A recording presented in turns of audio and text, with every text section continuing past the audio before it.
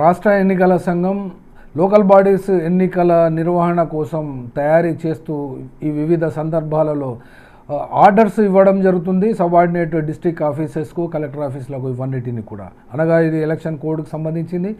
అయితే వరంగల్ జిల్లా పరిషత్తులో ప్లానింగ్ సూపరింటెండెంట్గా పనిచేస్తున్నటువంటి ఈ శ్రీదేవి, ఈమె రాష్ట్ర ఎన్నికల సంఘం ఇచ్చినటువంటి ఆదేశాలను పాటించకుండా తనకు ఇష్టం వచ్చినట్టు, తనకు అర్థమైనటువంటి రీతిలో తాను మాత్రమే ఎలక్షన్ చేస్తున్నట్టుగా భావిస్తూ ఎన్నికల నిర్వహణ నుండి మినహాయించినటువంటి వాళ్లకు కూడా డ్యూటీస్ ఖచ్చితంగా చేయాలి అని చెప్తున్నట్టుగా ఇక్కడ వార్తలు వస్తున్నవి.